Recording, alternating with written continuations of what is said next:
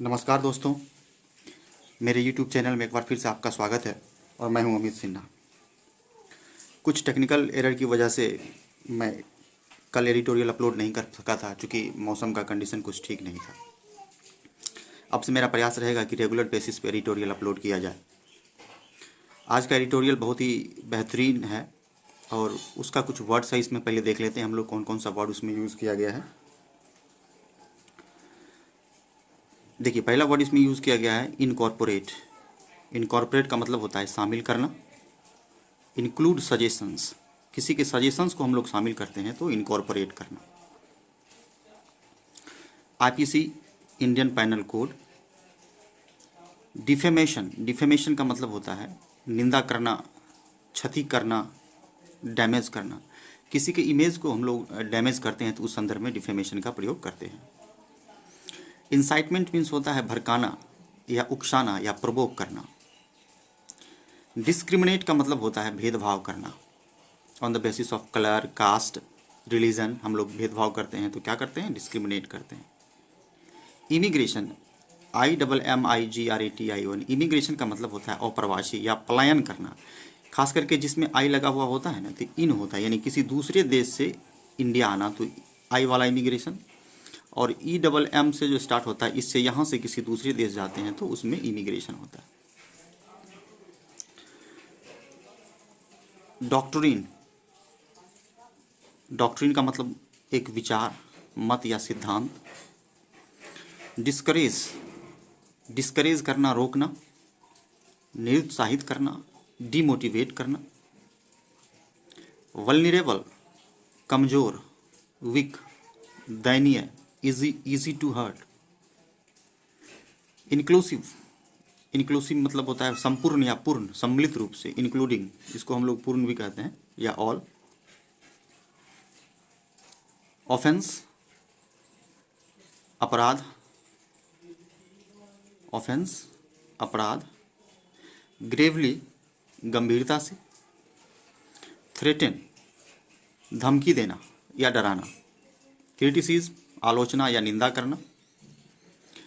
In the midst of, ये एक शब्द है। इन द मिड्स ऑफ का मतलब होता है किसी प्रोसेस के बीच में, के बीच में या ठीक बीच में।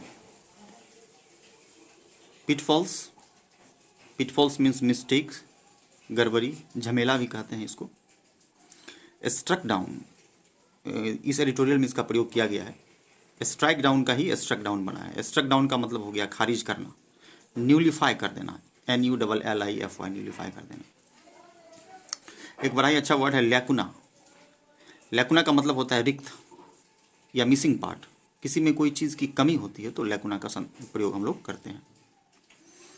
कर्ब, नियंत्रण, कंट्रोल या टू लिमिट करना। वेजनेस, VAGUENESS, वेजनेस का मतलब होता है अस्पष्ट, नॉट एक्सप्रेस्ड या नॉट क्लियर, अस्पष्ट। और प्रोविजंस का मतलब आपको पता ही है, प्रावधान। तो ये कुछ वर्ड्स थे द हिंदू का। आइए हम लोग स्टार्ट करते हैं, थोड़ा गंभीरता से इसको देखना है।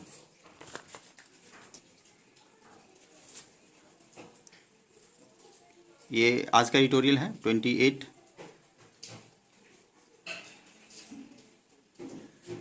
देखिए, बड़ा ही अच्छा एडिटोरियल ये है। ये सुप्रीम कोर्ट के द्वारा, सुप्रीम कोर्ट पे बेस्ड है। यदि आप UPSC स्टेट PCS की तैयारी करते हैं तो आपको ये पता ही होगा कि खास करके सुप्रीम कोर्ट का जो भी नोटिफिकेशन होता है या जो भी अनाउंसमेंट होता है उसको हम लोग गंभीरता से चर्चा करते हैं, क्योंकि ये हमारे अंडरस्टैंडिंग को क्या करता है, ब्रॉड करता है। ठीक है, तो आइए स्टार्ट करते हैं। इनकॉर्पोरेटिंग लिमिट्स, लिमिट्स का मतलब हो गया एक सीमा, और इनकॉर्पोरेटिंग का मतलब होता है शामिल करना, मुख्यतः किसी के सजेशन को शामिल करना। इसमें कहा गया है कि इनकॉर्पोरेटिंग लिमिट्स, लिमिट्स को हम लोग जो है सो शामिल करते हैं कि आखिर क्या लिमिट होना चाहिए, है ना। टर्म इसका है कि on IPC and hate speech. इसका हेडिंग है कि इंडियन पैनल कोड और हेट स्पीच, जो घृणित हम लोग भाषण देते हैं तो उस पे लिमिट करने के संदर्भ में। आइए इसका जिस्ट देखते हैं, सार, सारांश। कहता है कि प्रपोज्ड हेट स्पीच प्रोविजंस, कि जो भी हेट स्पीच का जो हम लोगों को प्रोविज़न प्रपोज किया गया है, should be clear and free. Provision means होता है प्रावधान। हेट स्पीच, घृणित speech, should be clear and free of vagueness. Vagueness means वो अस्पष्टता, यानी फ्री ऑफ वेजनेस यानी होना चाहिए, यानी कि स्पष्ट होना चाहिए, क्लियर होना चाहिए। क्या क्लियर होना चाहिए? तो सुप्रीम कोर्ट या ने हाल ही में जो प्रपोज किया है हेट स्पीच के बारे में, ठीक है, ये हेट स्पीच का जो क्या प्रावधान है वह क्लियर होना चाहिए। तो इसमें यह कहा गया है कि आप जो हेट स्पीच के बारे में निर्धारित करते हैं कि हेट स्पीच क्या है, उसका एक मापदंड तैयार करें आपकी, इसे हम लोग हेट स्पीच कहेंगे।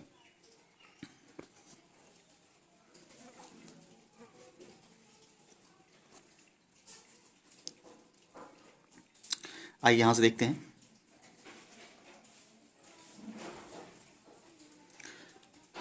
स्पीच इज फ्री, बट देखिए फ्रीडम ऑफ स्पीच हमारे आर्टिकल 19 में दिया गया है कि फ्रीडम ऑफ स्पीच है हमारे पास। उसी में 19A में जो है so freedom of speech press के बारे में दिया गया है कि प्रेस के पास जो है सो अपनी स्वतंत्रता है ना। तो हमारा आर्टिकल 19 इसके बारे में बताता है कि हम लोगों को बोलने की आज़ादी है, यानी अभिव्यक्ति की आज़ादी है, और किस सीमा तक आज़ादी है। तो उसी संदर्भ में इसमें हम लोग क्या करेंगे, ब्रॉड एनालिसिस करेंगे। स्पीच इज़ फ्री, बट कहता है कि स्पीच आप बोलना फ्री है, लेकिन it is a freedom that comes with responsibility, कि यह एक ऐसा फ्रीडम है जो रिस्पॉन्सिबिलिटी के साथ आता है। देखिए इसमें ग्रामेटिकली टर्म है, दैट कंजंक्शन है, और इसके ठीक पहले फ्रीडम है तो ये इसका सब्जेक्ट हो गया, इसके ठीक बाद कम्स है तो ये इसका वर्ब हो गया, एक सिंगुलर सब्जेक्ट सिंगुलर वर्ब। अब प्रश्न ये आता है कि कैसे पहचानें कि वो कंजंक्शन है कि नहीं। यदि दैट के बाद वर्ब आ गया तो वो कंजंक्शन है, ध्यान देना है ना। Comes with responsibility and responsible speech, कि आप रिस्पॉन्सिबल स्पीच दें। हाँ ठीक है। And responsible speech is not just something that does not contain abuse. और कह रहा है कि responsible speech is not just something, कि हमारा जो रिस्पॉन्सिबल स्पीच है वह यह नहीं है कि that does not contain abuse, कि जिसमें सिर्फ अब्यूज़ नहीं हो। ये बहुत ही कॉम्प्लिकेटेड टर्म मैं बता रहा हूँ दोस्तों। इसमें होता है क्या कि एक निर्धारित सीमा दायर किया गया है कि आप बोलेंगे वैसा ही जो हमारे देश की एकता और अखंडता को बाधित नहीं करता हो। लेकिन इसमें भी कुछ ऐसा कहा गया है कि आपको कुछ यदि ऐसा लगता है कि यह गलत है, ऑफेंसिव है, तो आप सरकार या किसी संस्था के खिलाफ जो है सो आवाज़ उठा सकते हैं। तो उसी के बीच में जो है सो कंट्राडिक्शन चल रहा है। कह रहा है कि responsible speech is not just something that does not contain abuse, कि रिस्पॉन्सिबल स्पीच का यह मतलब नहीं है कि उसमें आप किसी को अब्यूज़ कर रहे हैं, किसी की शिकायत कर रहे हैं तो उसमें यह शामिल नहीं है ना। ये कह रहा है अब्यूज़, डिफेमेशन, आलोचना या निंदा, और incitement, incitement to violence. Violence means हिंसा, और इंसाइटमेंट मीन्स उकसाना।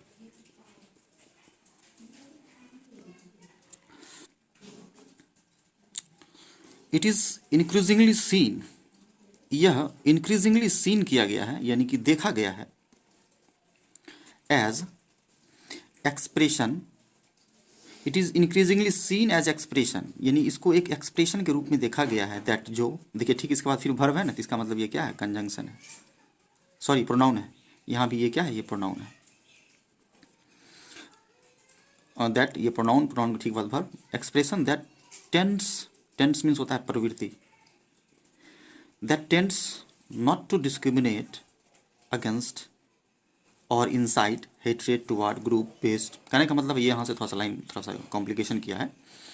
It is increasingly seen as expression, freedom of speech को देखा गया है कि एक्सप्रेशन के रूप में देखा गया है, कि अभिव्यक्ति के रूप में, जो टेंस जिसकी प्रवृत्ति है नॉट टू डिस्क्रिमिनेट अगेंस्ट, कि आप डिस्क्रिमिनेट नहीं करें, भेदभाव नहीं करें, सिंपल वे में आप भेदभाव नहीं करें, तभी आपका जो है सो फ्रीडम ऑफ स्पीच जो है सो वो फुलफिल होगा। या इंसाइट हेटर्ड, और आप घृणा को क्या करें, इंसाइट करें, यानी बढ़ाएं, ये भी नहीं करें आप। इंसाइट मीन्स होता है उकसाना। हेटर्ड टुवार्ड्स ग्रुप्स, किसी ग्रुप की ओर, या ग्रुप को, टुवार्ड्स का मतलब होता है की ओर। बेस्ड ऑन रेस, वैसे ग्रुप जो रेस पे आधारित हैं, race, gender, caste, religious belief, sexual orientation, मतलब है कि किसी रेस, कोई रेस का कोई व्यक्ति है तो उसको हम लोग जो है सो कमज़ोर या नीचा नहीं दिखाएंगे। किसी जेंडर के प्रति, कोई कास्ट के प्रति, किसी धर्म के प्रति हमारा जो है सो भेदभाव नहीं होना चाहिए। सेक्सुअल ओरिएंटेशन किसी के साथ है तो वो भी नहीं होना चाहिए कि सेक्स के आधार पर हम लोग जो भेदभाव करते हैं वो भी नहीं होना चाहिए। नेशनलिटी के आधार पर भेदभाव नहीं करेंगे कि ये इंडियंस है और ये नॉन इंडियंस हैं। या फिर इमिग्रेशन स्टेटस, कि जो किसी राज्य या देश से आते हैं तो उसके साथ भी हम लोग किसी भी तरह का हेट स्पीच का इस्तेमाल नहीं करेंगे, यह कहना इसका है।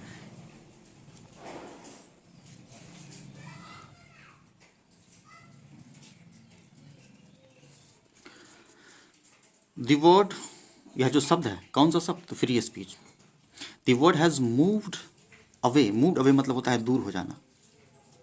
Correct, the word has moved away from a free speech doctrine. Doctrine का मतलब होता है विचार या मत या सिद्धांत। करेक्ट, कि फ्री स्पीच का जो सिद्धांत है या विचार है उससे लगता है कि यह जो शब्द है वह जो है सो दूर होता जा रहा है। इसका मतलब है कि कहीं ना कहीं यह जो जजमेंट है या फिर इस तरह का जो प्रोविजंस आया है इसमें कहीं ना कहीं कुछ कमी देखने के लिए मिल रहा है। तो आलोचक इस पर क्या कर रहे हैं, रेजिंग फिंगर्स, उंगली उठा रहे हैं। From A free speech doctrine, the word has moved away from A free speech doctrine. लगता है कि यह शब्द जो है ना फ्री स्पीच डॉक्ट्रिन से दूर हो रहा है। Based on a formal equality among different view points, कि जो किस पर आधारित है, कि based on a formal equality among different view points, मतलब अलग अलग तरह के जो है सो व्यू पॉइंट्स के आधार पर जो है सो इसको लगता है कि यह जो है सो अपने सही रास्ते से मुकर रहा है, यानी इसमें छूट रहा है। Viewpoints to one that, और फिर देखिए दैट यहाँ प्रोनाउन है, दैट के ठीक पहले सब्जेक्ट वन के साथ verb discourages. To one that discourages, discourage मतलब होता है डिमोटिवेट करना, कमज़ोर करना, निरुत्साहित करना। The targeting of any vulnerable section, मतलब है कि बड़ा अच्छा लाइन यहाँ से यहाँ तक द हिंदू लिखा है कि ये लगता है ये मिसिंग हो रहा है कौन से शब्द से, तो फ्री स्पीच के शब्द से। और जिसमें जो है यह क्या करता है, discourage targeting of any vulnerable section, किसी कमज़ोर सेक्शन को जो आप टारगेट करते हैं, डिस्करेज करने का, यानी उसको दबाने का प्रयास कर रहे हैं, उस पॉइंट से लग रहा है कि यह जो प्रोविज़न है वो भटक रहा है, यानी उसका मेंशन इसमें नहीं किया गया है।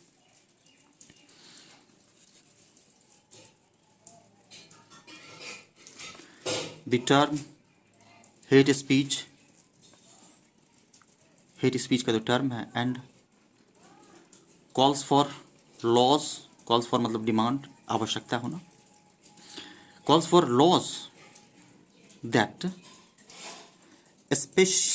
स्पेसिफिकली, देखिए इस दैट के बाद वर्ब जो है सो सीख है, स्पेसिफिकली नहीं है ना, ये एडवर्ब है। एडवर्ब जो है हमेशा वर्ब या एडजेक्टिव की विशेषता बताता है ना।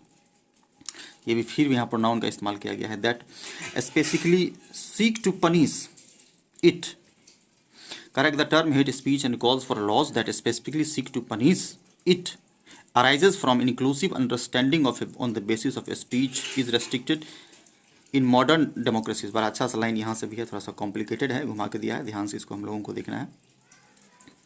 Correct, the term hate speech and calls for laws, कि इसके लिए हम लोगों को वैसे लॉ की आवश्यकता है जो स्पेसिफिकली सीक टू पनिश, जो खास करके उसको पनिश करने के लिए सीक करता है, यानी वैसे लोगों को पनिश करता है। सीक मतलब होता है इच्छुक होना। arises from this inclusive understanding of, यानी कि arises मतलब होता है निकल कर सामने आना, arises from inclusive मतलब पूर्ण या all या संपूर्ण, understanding of on the basis on which, जिस आधार पे speech is restricted in modern democracies। बड़ा अच्छा लाइन लिखता है द हिंदू कि हमारे जो मॉडर्न डेमोक्रेसीज में है जो रेस्ट्रिक्शन लगाया गया है फ्री स्पीच पे कि आपको कौन सा बात कहना है, कौन सा बात नहीं कहना है, उस आधार पे इसको संपूर्णता से लेते हुए जो है सो कह रहा है कि वैसे लॉ की आवश्यकता है जो कि पनिश करे, जो किसी गलत कार्य को मतलब on the basis of sex, religion के आधार पर या कास्ट, जेंडर, रेस के आधार पर हम जो डिस्क्रिमिनेशन करते हैं उसको रोके। तो बड़ा ही अच्छा लाइन है यहाँ से। आई होप कि आप लोग समझे होंगे हमारे मॉडर्न डेमोक्रेसीज में। आगे देखते हैं दोस्तों, थोड़ा सा लाइट का प्रॉब्लम है।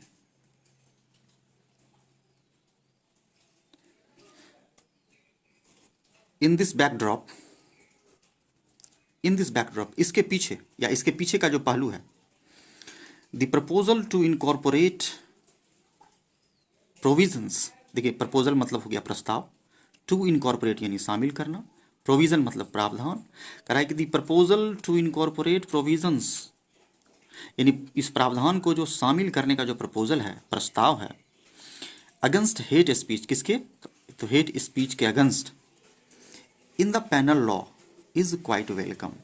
यानी इस पैनल में जो इसको जो प्रस्ताव किया गया है उसका पूरी तरीके से, क्वाइट मतलब पूर्णतः, स्वागत किया जाता है कि ठीक है भाई, आपका वेलकम किया जाता है, आपने जो प्रोविज़न लाया है हेट स्पीच के खिलाफ उसका स्वागत किया जाता है।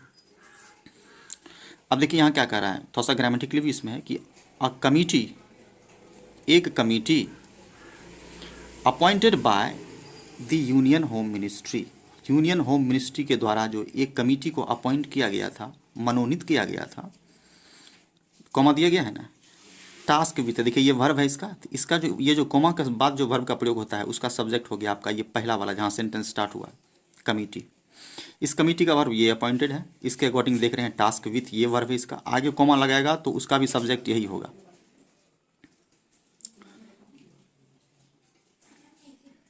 A committee appointed by the union home ministry, task with मतलब होता है काम देना, वर्क देना, टास्क विथ रेकमेंडिंग चेंजेस, बदलाव लाना, recommend changes in criminal law में बदलाव लाने के लिए जो कमिटी अपॉइंट किया गया था यूनियन होम मिनिस्ट्री के द्वारा, इसका प्रयोग कमिटी के लिए किया गया है ना, इसका प्रयोग किसके लिए किया गया है, कमिटी के लिए किया गया है, ध्यान से देखना है।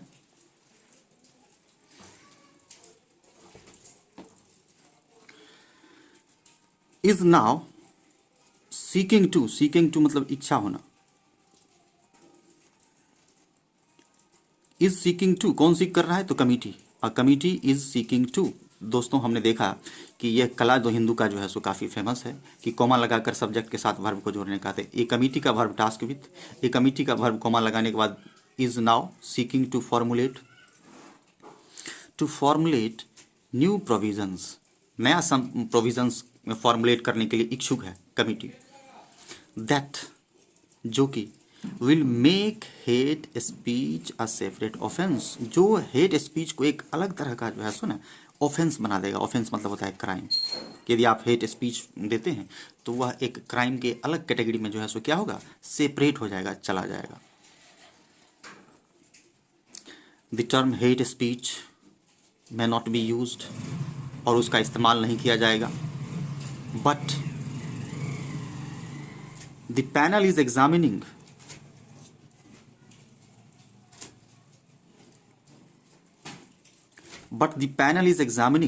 recommendations made by law commission and expert committee headed by TK Viswanathan. बहुत अच्छा लाइन कर रहा है कि इस हेट स्पीच के बारे में बता रहा है कि उसका इस्तेमाल तो नहीं किया जाएगा, लेकिन एक पैनल जो है, जो TK विश्वनाथन जो है सो जिस कमेटी के हेड हैं, जो कि examining recommendation made by law commission and expert committee headed by TK Viswanathan के द्वारा जो दिया गया था, किस पर, ऑन एडिंग सेक्शंस। थोड़ा यहाँ ध्यान से देखिएगा, सेक्शन का चर्चा किया गया है।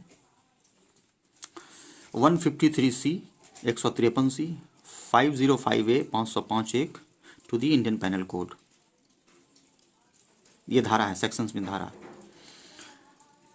द प्रपोज सेक्शंस, यानी जो प्रपोज मतलब जो प्रस्तावित है इस सेक्शन के बारे में, 505 और 153 सेक्शन के बारे में बात कर रहा है कि द प्रपोज सेक्शन, सॉरी इस सेक्शन के 153C यानी 153C वुड टारगेट स्पीच यह किसको टारगेट करेगा, यानी इसमें किसके बारे में मेंशन किया गया है, दैट ग्रेवली थ्रेटन्स, है ना, ग्रेवली मतलब क्या का क्षति पहुंचाना यहाँ कर सकते हैं या हानि करना। ग्रेवली मतलब गंभीरता से, थ्रेटन्स करता है, डराता है, धमकाता है, यहाँ मीनिंग होगा यानी उसको क्षति पहुंचाता है, एनी पर्सन और ग्रुप, किसी व्यक्ति या किसी ग्रुप को, विथ इंटेंशन टू कॉज, इस इरादे के साथ, टू कॉज फियर, भय उत्पन्न करने के लिए, या अलार्म करने के लिए, अलार्म मतलब बजाना, यहाँ हो जाएगा कि बढ़ाना, फियर को अलार्म करने के लिए, या इंसाइट वायलेंस, वायलेंस को इंसाइट करने के लिए, भड़काने के लिए, टुवार्ड दैम, उनके खिलाफ, किनके खिलाफ, तो ग्रुप के खिलाफ।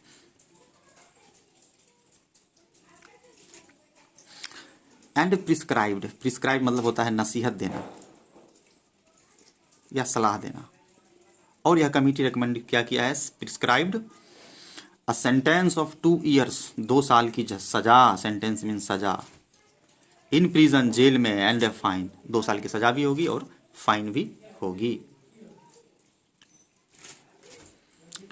सेक्शन 505A, अब सेक्शन 505A के बारे में बात कर रहा है। 153 के बारे में तो मेंशन कर दिया कि ये इसका क्राइटेरिया होगा।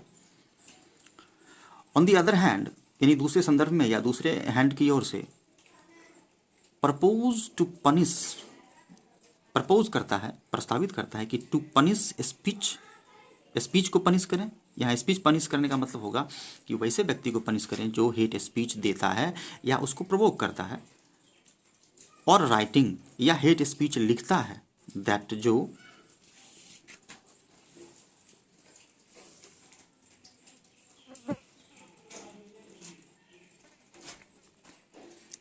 कॉजेज फियर, जो भय का कारण है या भय उत्पन्न करता है या अलार्म करता है, उसको बढ़ाता है अमंग ग्रुप, किसी ग्रुप में, या प्रोवोक करता है वायलेंस को, हिंसा को बढ़ाता है, against it, on grounds of, किस आधार पे, ऑन ग्राउंड ऑफ का मतलब किस आधार पे, on the grounds of race, race मतलब जाति भी कहते हैं इसको, किसी रेस का है, धर्म के आधार पे, जेंडर के आधार पर कि कौन से जेंडर के हैं, मेल या फीमेल, है ना, महिलाओं के साथ जो है सो दुर्व्यवहार होता है, उसके साथ सही जो उसका एक अपना अधिकार है उसको नहीं मिलता है, तो उस आधार पे भी हम लोग इसको कहते हैं। सेक्सुअल ओरिएंटेशन पे, है ना, कि सेक्सुअल ओरिएंटेशन है वो मेल है वो फीमेल है, या आजकल थर्ड जेंडर का भी हम लोग देखते हैं कि सरकार ने उसको भी क्या किया है, इक्वल राइट्स दे दिया है। प्लेस ऑफ बर्थ के आधार पर पे कि कहीं पर किसका जन्म हुआ है तो वो यहाँ का नागरिकता, जैसा कि हम लोगों ने जम्मू कश्मीर में देखा था, तो उस संदर्भ में, या डिसेबिलिटी पे, कोई किसी संदर्भ में डिसेबल है तो उस आधार पर जो है सो यदि आप प्रोवोक करते हैं हिंसा को, तो वो, या उसको अलार्म करते हैं किसी ग्रुप के लिए, तो वो आपको हेट स्पीच में आएगा। तो ये पैराग्राफ दोस्तों समाप्त हो गया है। आई होप कि आप लोग इसमें थोड़ा सा कंसंट्रेशन के साथ, विथ क्यूरियोसिटी के साथ देख रहे होंगे।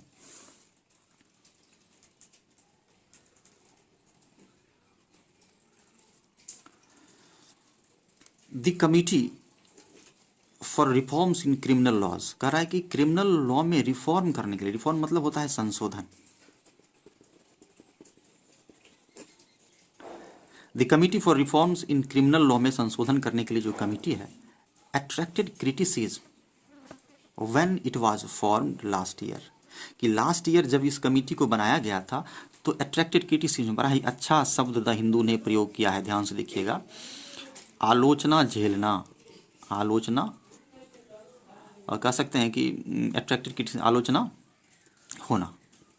जैसे एक शब्द है ना कि draw attention, DRAW, draw attention, ATTENTION, मतलब ध्यान आकर्षित करना, उसी ड्रॉ अटेंशन, अट्रैक्ट क्रिटिसिज्म, ये these are the pair words, जो हमारे पेयर वाले वीडियो में आप देख सकते हैं कि वो सारे पेयर को हम लोगों ने, मैंने क्या किया है, वीडियो में डालने का प्रयास किया है, और भी आगे डालूंगा, कि काफ़ी उसका आलोचना हुआ इस कमेटी का जब वह बना था पिछले साल जो है सो।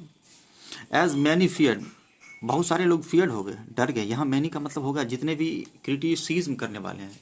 ध्यान देने योग्य बातें ये हैं मित्रों कि कोई भी जब वो बिल या लॉ बनता है तो उसमें बहुत तरह का उसका क्रिटिसिज्म भी होता है। बहुत सारे स्कॉलर जो हैं सो अपना अपना व्यू पॉइंट रखते हैं कि ऐसा नहीं होगा, ऐसा होगा तो ऐसा हो जाएगा। तो इस तरह से उसका क्या होता है, कभी कभी क्रिटिसिज्म झेलना पड़ता है, और जो सबसे उसका स्ट्रॉन्गेस्ट पॉइंट होता है और मेजॉरिटी के हिसाब से उसको फिर क्या किया जाता है, इम्प्लीमेंट कर दिया जाता है। एज मैनी फियर्ड अ हरीड प्रोसेस, कह रहा है कि हरीड मतलब जल्दी से, जल्दबाजी में। हरीड प्रोसेस कि आप जो जल्दबाजी में प्रोसेस कर रहे हैं without adequate and wide consultation का, बिना पर्याप्त, एडुकेट मतलब होता है पर्याप्त, और वाइड मतलब होता है बड़े स्तर पर, कंसल्टेशन मतलब सलाह, कि बिना आप बड़े स्तर पर सलाह लिए हुए इस रिफॉर्म को जो लागू कर रहे हैं तो उस कारण से यहाँ भय उत्पन्न हुआ था। सम लॉयर्स एंड एक्टिविस्ट, कुछ जो लॉयर्स हैं और जो एक्टिविस्ट हैं, said it was not inclusive, उन्होंने क्या कहा था कि यह इंक्लूसिव नहीं है, यानी यह जो है सो पूर्ण नहीं है ना। अब हम लोग देख रहे हैं कि हेट स्पीच के बारे में कंट्राडिक्शन चल रहा है। कंट्राडिक्शन यह चल रहा है कि जो भी एक्टिविस्ट हैं या जो लॉयर हैं जो जो इसके अगेंस्ट जो है सो एक प्रकार का प्रोसेशन के रूप में है, वो उनका कहना है कि भाई आप निर्धारित कीजिए कि आप किस संदर्भ में हेट स्पीच को डालते हैं। हेट स्पीच में क्या क्या होना चाहिए। कोई अपने अधिकार के खिलाफ किसी के अगेंस्ट यदि खड़ा होता है तो उसमें किसी शब्दों का, किसी जो है सो आर्टिकल का प्रयोग करता है तो क्या वो भी हेट स्पीच में आएगा। तो इसी बीच में जो है सो कॉन्ट्रडिक्शन चल रहा है। Activist and lawyer said it was not inclusive, या पूरा नहीं, इसमें नहीं और कुछ और इंक्लूड करना है, आप पूरा नहीं लिखे हैं। एंड क्वेश्चंस इट्स एबिलिटी, और सवाल खड़ा किया कि इसकी एबिलिटी पे to gather a wide range of opinion, question its ability to gather a wide range of opinion, और इसके एबिलिटी पर भी यह सवाल खड़ा हो गया कि जो है so to gather a wide range of opinion, कि यह जो है सो ज़्यादा स्तर पर ओपिनियन को गैदर करने में असमर्थ है। लग रहा है कि यह जो है सो समर्थ नहीं है। In the midst of a pandemic, यानी इस पैंडेमिक के बीच में, अभी पैंडेमिक का टाइम चल रहा है, इसी बीच में इन द मिड्स ऑफ,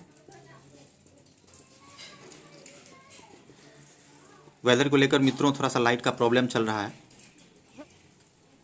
थोड़ा सा आप लोग एडजस्ट करने का प्रयास कीजिएगा क्योंकि सुविधाओं का थोड़ा अभाव है। वाइल, जबकि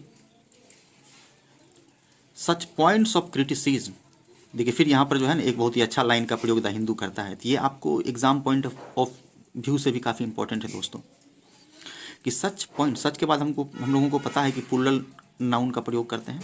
सच पॉइंट्स ऑफ क्रिटिसिज्म यानी आलोचना का जो कुछ पॉइंट है, रिमेन बना रहा, मतलब लोग आलोचना करते रहे, लोग आलोचना करते रहे। देखिए ये रिमेन वर्ब है, प्लूरल वर्ब है। इसके ठीक पहले देखिए प्रीपोजिशन ऑफ है, तो ऑफ के ठीक पहले देखिए ये पॉइंट है, तो ये इसका सब्जेक्ट हो गया। इस तरह के लाइन में हम लोग क्या करते हैं, प्रीपोजिशन का तलाश करते हैं, उसके ठीक पहले जो होता है वही सब्जेक्ट होता है। तो points remain, plural subject plural verb. While such points of criticism remain, मतलब इस तरह का आलोचना जो है सो बना रहा और सरकार जो है सो अपना काम करती रही, है ना, कमिटी अपना काम करती रही। इट अपियर्स दैट, ऐसा अपियर होता है, लगता है कि the panel would go ahead, और पैनल आगे बढ़ जाएगी, यानी लगता है इसको इम्प्लीमेंट कर देगी, एंड मेक इट्स रिकमेंडेशन सून, और इसका जो रिकमेंडेशन है यानी जो अनुमति है, जो सहमति है, जल्द ही दे देगी, रिकमेंड कर देगी बहुत जल्द। अब कह रहा है कि इन द कॉन्टेस्ट ऑफ, के संदर्भ में, इसका हिंदी के संदर्भ में ट्रांसलेट करना भी आप सीखें। इन the context of hate speech provisions, hate speech का जो प्रावधान है, जो नियम है, उसके संदर्भ में इट मस्ट, यहाँ से यहाँ थोड़ा सा लाइन बहुत कॉम्प्लिकेटेड द हिंदू लिखा है, थोड़ा ध्यान से देखिएगा इसको। In the context of hate speech provision के संदर्भ में it must direct its effort to define narrowly, कह रहा है कि इस संदर्भ में it must direct its effort, कि इसको अपने इफर्ट को करना चाहिए। किसके बारे में इसका प्रयोग किया गया है, तो कमिटी के बारे में कहा गया है, जो कमिटी रिकमेंडेशन किया है। Must direct its effort to define narrowly this sections it proposes, कह रहा है कि जिस सेक्शन के बारे में इसने प्रपोज किया है कमिटी ने कि इस सेक्शन के लोग जो है सो या ऐसा ऐसा होगा तो हेट स्पीच में आएगा, वो जो है सो डिफाइन नैरोली किया गया है, थोड़ा उसमें और ऐड करना है ना। Narrowly define the sections it proposes to formulate and avoid the pitfalls, कि आप इस जो नैरोली किए हैं, जो लिखे हैं, इसको और विस्तृत कीजिए, क्लियर कीजिए, है ना, इसको एकदम संशय में मत रखिए और फॉर्मुलेट कीजिए एंड अवॉइड द पिटफॉल्स। जो भी मिस्टेक आप में हुआ है, आप कमेटी हैं, आप पूरे कंट्री को रिकमेंड करेंगे आप, तो उसमें थोड़ा सा भी जो भी रहेगा तो फिर आगे एक प्रकार का डेमोक्रेसी पे क्या है, एक धब्बा हो जाएगा। And avoid the pitfalls, pitfall को अवॉइड करें। पिटफॉल मीन्स मिस्टेक्स, गलतियाँ। Of using vague and over broad term, देखिए कितना बेहतरीन शब्द का प्रयोग द हिंदू करता है और लाइन को क्या जो है सो घुमावदार देता है। एक या दो सेंटेंस इस तरह का देता है हिंदू, तो यहाँ थोड़ा गंभीरता से इसको पढ़ेंगे। हो गया। Avoid pitfalls of using vague means अस्पष्ट एंड ओवर ब्रॉड टर्म, कि आप जो अस्पष्ट लिखे हैं, ओवर ब्रॉड लिखे हैं, यदि आप चाहते हैं कि इसमें किसी तरह का मिस्टेक नहीं हो तो आप जो उसको ठीक कीजिए। सिंपल सी बात है कि आप उसको ठीक कीजिए, उसको डिफाइन कीजिए कि आखिर वो है क्या, कौन कौन से व्यक्ति उसमें आएंगे। दैट, जो कि would fall foul of constitution, देखिए कितना बेहतरीन पद प्रयोग ये भी किया। फाउल ऑफ मीन्स होता है दूषित करना, मैंने अपने वर्ड वाले वीडियो में इसको ऐड किया है। हमारी कॉन्स्टिट्यूशन को दूषित करेगा, यानी खराब कर देगा। क्यों खराब कर देगा? यदि किसी तरह का उसमें अस्पष्टता रहेगा, किसी तरह का पिटफॉल्स होगा, है ना, वो यदि नैरोली डिफाइन होगा तो हमारा कॉन्स्टिट्यूशन क्या हो जाएगा, फाउल हो जाएगा। Section 66A of the information technology act, IT act का section 66A, it may be recalled, है ना, उसको रिकॉल कर याद, मतलब इट मे बी रिकॉल्ड, उसको याद किया जा सकता है ना, रिकॉल कर सकते हैं हम लोग 66A को। देखिए ओ हाँ, यहाँ से कॉमा दिया है, ये सेंटेंस अलग हो गया। अब ये फिर आपका सेक्शन A के बारे में बात किया है कि सेक्शन A का जो IT टेक्नोलॉजी था उसको क्या किया था, was struck down by the supreme court, supreme court के द्वारा उसको खारिज कर दिया गया था। खारिज करना, स्ट्राइक डाउन का ही स्ट्रक डाउन है पास्ट में। क्यों? बिकॉज, क्योंकि इट फेल्ड टू डिफाइन, चूँकि यह 66A जो है टेक्नोलॉजी एक्ट का, इसको खारिज कर दिया था सुप्रीम कोर्ट, इसलिए कर दिया था कि यह एक्ट जो था it failed to define some terms, कुछ टर्म्स को यह डिफाइन करने में फेल था, यानी ढंग से डिफाइन नहीं किया था। That sought to criminalise offensive and annoying messages, जिसमें देखा गया था, साइट का साउट बना है, to criminalise offensive and annoying messages. यदि कोई ऑफेंसिव है ना, यानी जुर्म या क्राइम से रिलेटेड, या कोई एनोइंग उकसाने वाला मैसेज करता है, क्रिमिनल, उसको आप क्रिमिनलाइज करते हैं, उस संदर्भ में बात किया जा रहा है। सम टर्म्स दैट साउट, देखा गया है कि criminalise offensive and annoying messages के टर्म में। ईवर सिंस दिस 2015 डिसीजन, यानी 2015 का जो डिसीजन है तब से सम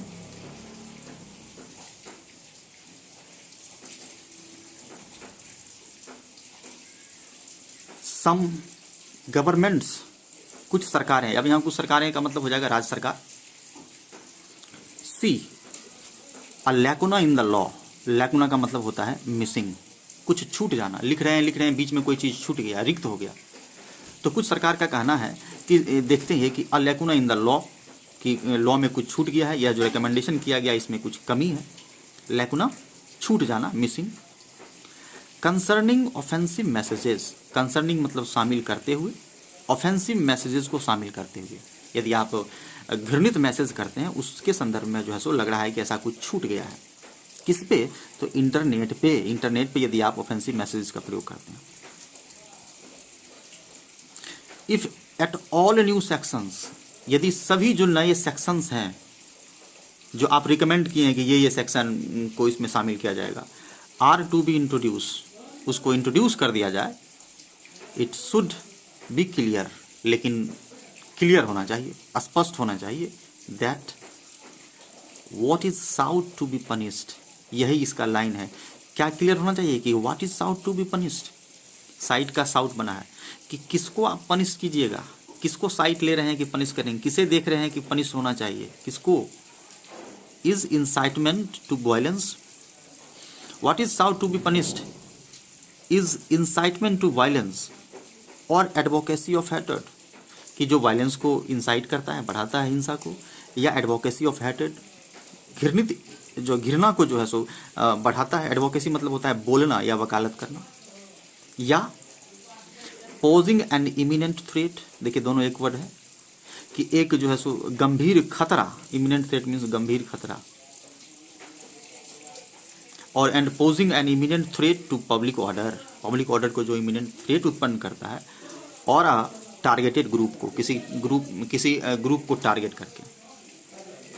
ओनली देन, तभी, will it be valid curve on free speech, देखिए कितना लाइन लिखा है कि ओनली देन, तभी, विल इट बी वैलिड, तभी यह वैलिड होगा, क्या करने के लिए? कर्व करने के लिए, कंट्रोल करने के लिए, फ्री स्पीच को कंट्रोल करने के लिए। तो दोस्तों यही था आज का एडिटोरियल। हमने देखा इसमें कि फ्री स्पीच के बारे में जो है सो कटाक्ष किया गया है आलोचकों के द्वारा, कि कमेटी का जो रिकमेंडेशन है उसमें थोड़ा सा अस्पष्टता के कारण इन लोगों का सवाल है कि आप स्पष्ट करें कि फ्री स्पीच में किन किन लोगों को शामिल किया जाता है ना। तो ये एडिटोरियल था, आई होप कि आप लोगों को अच्छा लगा होगा। आप इसे सब्सक्राइब करें, लाइक करें और अपने फ्रेंड्स को शेयर करें। दोस्तों थोड़ा सा प्रॉब्लम के कारण, लाइट का प्रॉब्लम था, आप लोग एडजस्ट करें। आज मेरा प्रयास रहेगा कि रेगुलर बेसिस पर एडिटोरियल को अपलोड करता रहूं। तो ठीक है, धन्यवाद। Stay connected with high level English by Amit Sinha.